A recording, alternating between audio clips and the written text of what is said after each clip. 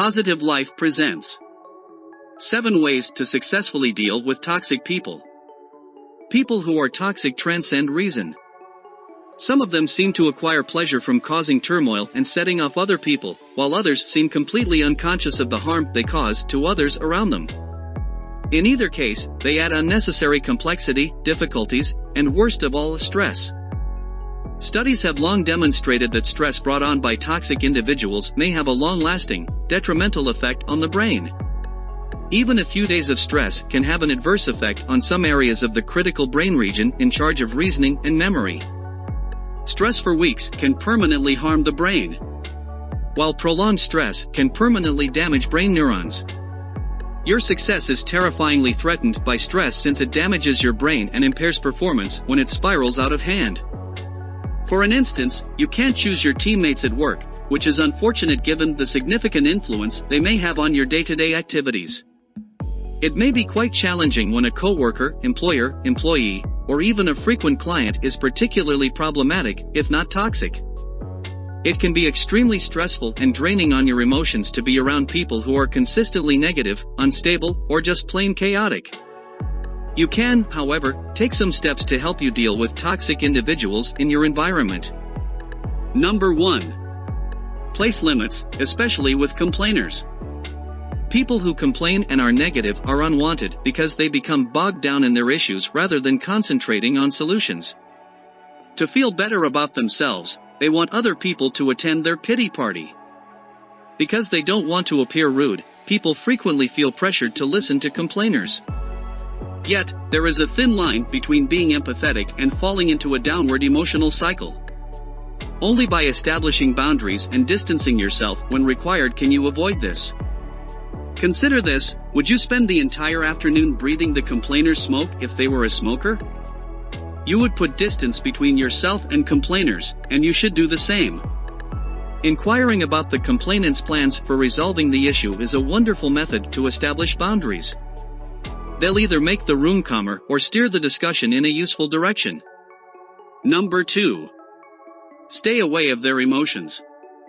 To maintain emotional distance from another person demands awareness.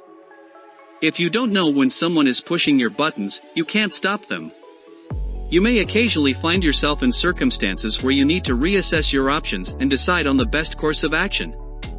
It's okay to buy yourself some time to accomplish something, don't be frightened to do it. Consider this: you're unlikely to correct a mentally disturbed individual who approaches you on the street and claims to be Johnny Depp. Sometimes it's best to merely smile and nod when you find yourself with a coworker who is involved in equally erroneous thinking.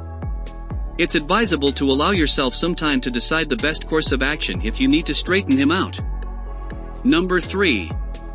Establish boundaries. Establish clear limits for yourself and others around you.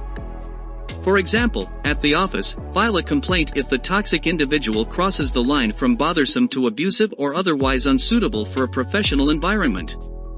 Taking things sitting down lets the other person know that you have far broader boundaries than they initially imagined, and that there is much more they can get away with. Keep it from becoming personal. A complaint about unprofessional conduct at work shouldn't turn into a list of all the bad things the individual has ever done to you. Keep it brief and professional, and be specific about the norms of the workplace that they are breaching and how it impacts the whole company.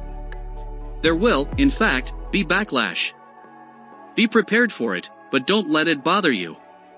You never know when other people may start standing their ground as well.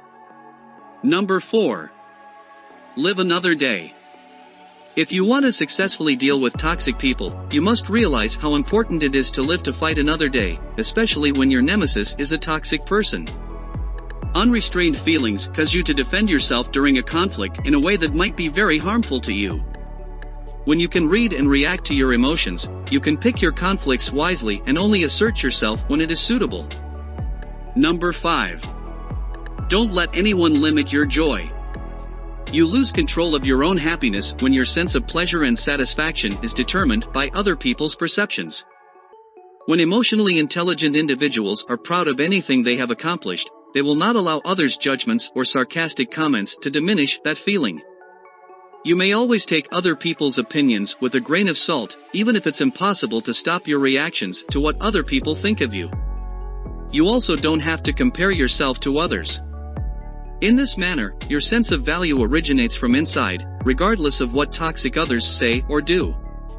No matter what other people may think of you at any given time, one thing is for sure, you are never as good or as horrible as others claim you to be. Number 6. Realize they're not worried about how this affects you. It serves no use to attempt to win over a toxic person's sensitivity. When a crisis emerges, difficult individuals frequently place the blame anywhere except on themselves. That is a big portion of the issue. You could believe you can persuade them or make an effort to explain how their actions are affecting you. But it will be useless. They are not considering how this will impact you. They are just concerned about themselves.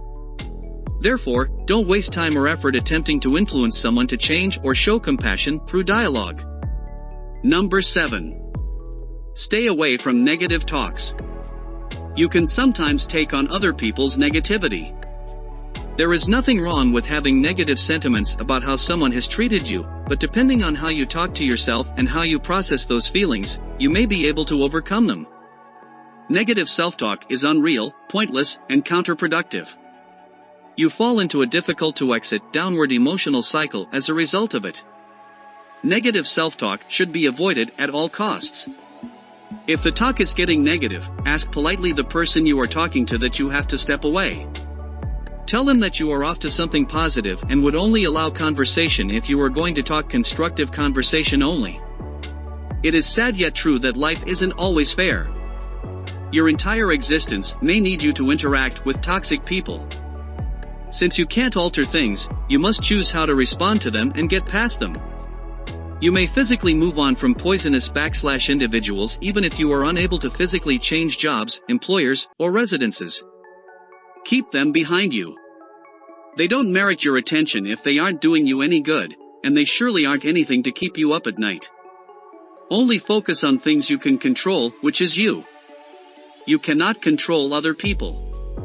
What you can change is how you deal with it and how you cope up with it. You decide whether you should be affected by it or not.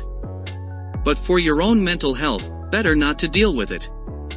If you like this video, give it a thumbs up and share it with your friends so we can make more videos for you. For more videos like this, click the subscribe button and remember to click on the notification bell. Also, please check out our other videos as well. Thanks for watching.